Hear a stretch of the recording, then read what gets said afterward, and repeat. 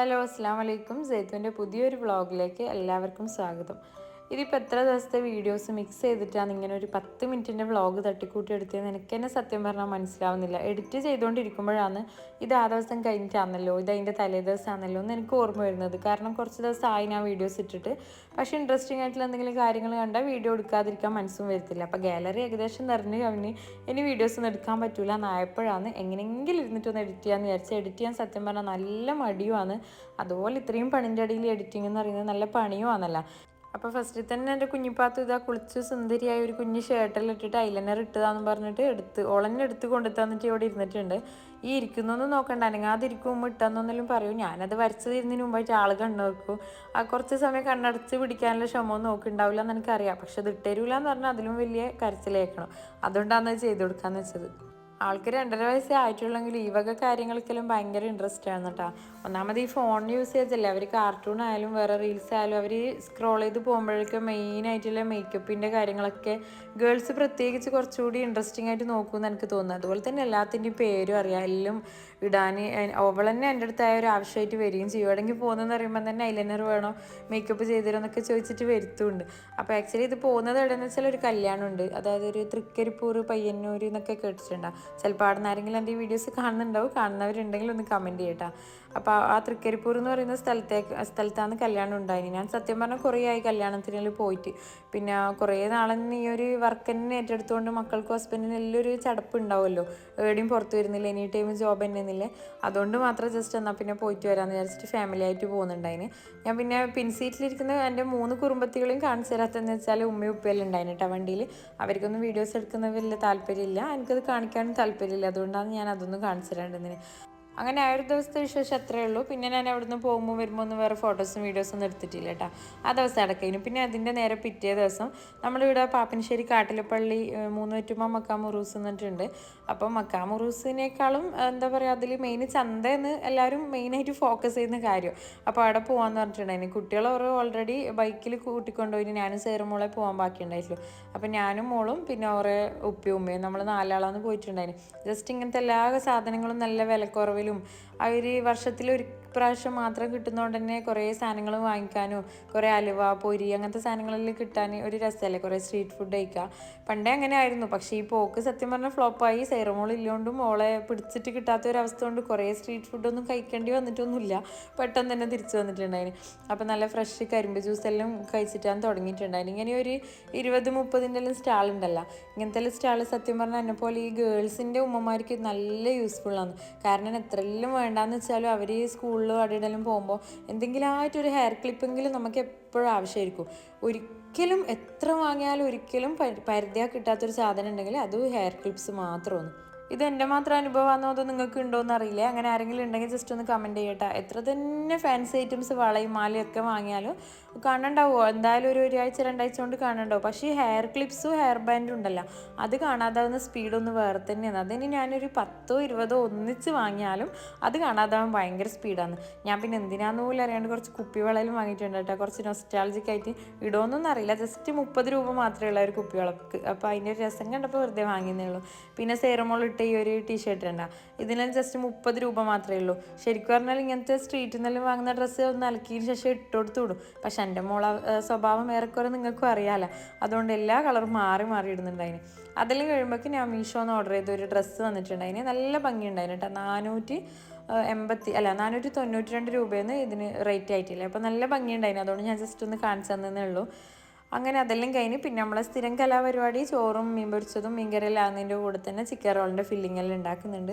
Orders പിന്നെ പ്രത്യേകിച്ച് പറയാനൊന്നുമില്ല കേട്ടോ. പറഞ്ഞു ഫുൾ എൻ്റെ പേഴ്സണൽ വിശേഷങ്ങളായി പോയോ എന്നൊരു ഡൗട്ട് അങ്ങനെ തോന്നിയിട്ടുണ്ട്, സോറിയാ. അപ്പോൾ പ്രത്യേകിച്ച് വിശേഷപ്പെട്ടതൊന്നുമില്ല, ഇങ്ങനെ എപ്പോഴും ഉണ്ടാകുന്ന ഓർഡേഴ്സ് തന്നെ ഉണ്ടായിന്. കിച്ചണിൻ്റെ മോഡലൊക്കെ ഞാൻ ചെറുതായിട്ട് അതിൻ്റെ ഇടയിൽ മാറ്റി സെൻട്രലിലേക്ക് ആ വൈറ്റ് ടേബിളെല്ലാം വലിച്ചിട്ട് കിച്ചണിൽ വേറൊരു ടേബിളെല്ലാം സെറ്റാക്കിയിട്ടുണ്ട്. അതിൻ്റെ റീസൺ എന്താണെന്ന് വെച്ചാൽ ഈ സ്നാക്സിൻ്റെ പരിപാടി ഉണ്ടാകുമ്പോൾ മിക്കവാറും ഈ ഓയിലും മൈദയും എന്താ പറയുക അങ്ങനത്തെ കുറേ കാര്യങ്ങൾ എപ്പോഴും ടേബിളിൽ ഉണ്ടാകുമ്പോൾ ഹസ്ബൻഡ് മിക്കവാറും മറ്റേ ബുഫേ മോഡലിൽ പ്ലേറ്റ് എടുത്തിട്ട് കഴിക്കേണ്ട അവസ്ഥയാണ്. അതുകൊണ്ടാണ് അങ്ങനെ ഒരു സെറ്റപ്പ് ഉണ്ടാക്കിയിട്ടുണ്ട്. അപ്പോൾ ഏകദേശം ഒരു ഈവനിങ് 3 മണി 4 മണിക്കെല്ലാം കൊടുക്കേണ്ട ഓർഡേഴ്സെല്ലാം ഞാൻ ആക്കി ആക്കിയെടുക്കുന്നുണ്ട്. സമൂസ മാത്രമാണ് എപ്പോഴും പിന്നിലാല്. ആദ്യം വിചാരിക്കും എപ്പോഴും നാളത്തേക്ക് ഇപ്പോൾ സമൂസ ഓർഡർ വന്നാൽ അത് ഫസ്റ്റ് ചെയ്യണം, അത് ഫ്രോസൺ ചെയ്തിട്ട് ഇന്നേ വെച്ചാൽ പിന്നെ നാളത്തേക്ക് ആ പണിയില്ലല്ലോ എന്നൊക്കെ എപ്പോഴും വിചാരിക്കും. പക്ഷെ പറ്റാറില്ല. എന്താ പറയുക, കുറേ പണിയുള്ളതല്ലേ. അപ്പോൾ അതെപ്പോഴും ലാസ്റ്റ് ആകുന്നത് എന്താണെന്നറിയില്ല, അങ്ങനെ ആയിപ്പോകും. അപ്പോൾ ഇന്നും പതിവ് പോലെ തന്നെ ഇറച്ചിയടി റോളെല്ലാം ആയിട്ട് സമൂസ മാത്രമാണ് ലാസ്റ്റത്തെ നിറക്ക് വേണ്ടിയിട്ടുള്ളത്. പിന്നെ നിങ്ങൾ കുറേ ആൾ പല കാര്യങ്ങളും കമൻസിലേക്കൂടി ചോദിക്കുന്നുണ്ട്. പരമാവധി എന്നെക്കൊണ്ട് പറ്റുന്ന പോലെ ഞാൻ റീപ്ലൈ തരുന്നുണ്ടെന്നാണ് എൻ്റെ ഒരു വിശ്വാസം കേട്ടോ.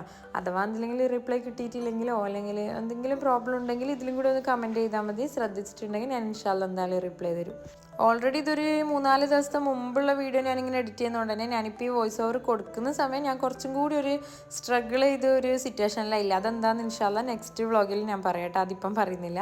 അപ്പോൾ എൻ്റെ അന്നത്തെ പരിപാടികളെല്ലാം കഴിഞ്ഞ് ഏറ്റവും ടഫായിട്ടുള്ള പരിപാടിയാണ് ഈ പാത്രം കഴുകലെന്ന് വെച്ചാൽ. എല്ലാ സ്നാക്സും ഉണ്ടാക്കുന്നത് സഹിക്കുക, അതെല്ലാം കഴിഞ്ഞിട്ടില്ല കിച്ചൺ ക്ലീനിങ്ങും പാത്രം കഴുകലും ഉണ്ടല്ലോ, അതാണ് അൺസഹിക്കബിൾ. പക്ഷെ ചെയ്തല്ലേ പറ്റൂ. ആ ഒരു വൃത്തിയും മെനലും കണ്ടാലേ നമുക്ക് നാളെയോ ആ പണി വീണ്ടും എടുക്കാൻ തോന്നും. അപ്പോൾ അതെല്ലാം കഴിഞ്ഞിട്ട് പിറ്റേന്ന് ഇതാ സ്വബൈൻ്റെ ടൈം തന്നെ പോകുന്നുണ്ട്. എടുത്തേക്കാന്ന് വെച്ചാൽ ഡെലിവറിക്കൊന്നല്ല, മോളെ സ്കൂളിൽ നിന്ന് മറ്റേ ഇത് പോകുന്നുണ്ട്, ടൂർ പോകുന്നുണ്ട്.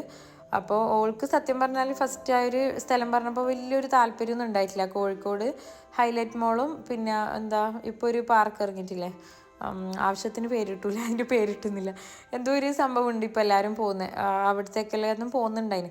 അപ്പോൾ ഓൾക്ക് സത്യം പറഞ്ഞാൽ മൂടുണ്ടായില്ല. ഹൈലൈറ്റ് മാൾ നമ്മളൊരു തവണ പോയതല്ലേ ഉമ്മ, എനിക്ക് ആഗ്രഹമില്ല എന്ന് പറഞ്ഞ്. അപ്പോൾ 1000 രൂപയിൽ നിന്ന് പ്രൈസ് വരുന്നുണ്ടായിരുന്നു. അപ്പോൾ ഞാൻ ഹസ്ബൻഡും പറഞ്ഞ് ലാസ്റ്റ് അല്ലേ, ഓളിപ്പം പഠിക്കുന്ന സ്കൂളിൽ 5ാം ക്ലാസ് വരെ ഇല്ലു, അപ്പോൾ അതിലൊരു മെമ്മറി അല്ലേ, 5ാം ക്ലാസ് വരെ ഇല്ലു. ഇനിയിപ്പോൾ നീ വേറെ സ്കൂളിലേക്ക് പോയാൽ ഇതൊരു ലാസ്റ്റ് ഒരു പഠനയാത്ര എന്നില്ലേ ഒരു ഓർമ്മയിൽ നല്ലതല്ലേ പോടുന്ന് അങ്ങോട്ട് പറഞ്ഞു. അങ്ങോട്ട് പറയുമ്പോൾ പിന്നെ നോക്ക് നല്ല മൂടായി. അപ്പോൾ ഓളെ യാത്ര അയക്കാൻ വേണ്ടി രണ്ടാളും പോയിട്ടുണ്ടായിന്. അവർ നല്ല ഫുൾ സെറ്റപ്പിൽ 2 വലിയ ടൂറിസ്റ്റ് ബസ്സിൽ എന്താ പറയുക ബ്രേക്ക്ഫാസ്റ്റും ലഞ്ചെല്ലാം കരുതിയിട്ട് നല്ല അടിപൊളിയായിട്ട് പോയതാണ്. മാഷാഅല്ലാഹ് അൽഹംദുലില്ലാഹ് നല്ല റായത്തിൽ ഒരു യാത്രയെല്ലാം കഴിഞ്ഞിട്ട് തിരിച്ചു വന്നിട്ടുണ്ടായിന്. പിന്നെ ഇതാ എൻ്റെ കുഞ്ഞിപ്പെണ്ണിയുടെ കുഞ്ഞു തട്ടയിലെടുത്തിട്ട് സ്കാഫ് കുത്തിയിട്ടും ആക്കിയിട്ടെല്ലാം കളിക്കുന്നുണ്ട്. ഈ പെമ്മക്കളാകുമ്പോൾ ഇങ്ങനൊരു പ്രശ്നമുണ്ട്. എന്തൊരു തുണിൻ്റെ പീസ് കിട്ടിയാലും വന്നിട്ട് ഒന്നുകിൽ പറയും സ്കാഫ് ചെയ്താൽ അല്ലെങ്കിൽ പറയും സാരി ഉടുത്താൽ.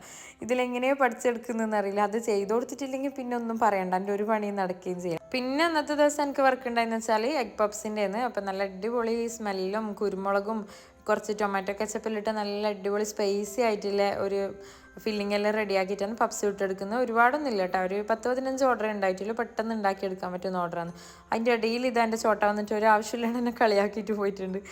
അപ്പോൾ പപ്സ് എല്ലാം ഏകദേശം റെഡി ആയിട്ടുണ്ട്. ഞാൻ അതിൻ്റെ ഉള്ളിലത്തെ ഒരു ഭംഗി കാണിച്ചു തരാൻ വേണ്ടിയിട്ട് ജസ്റ്റ് ഒന്ന് മുറിച്ച് കാണിച്ചു തന്നതാണ് കേട്ടോ.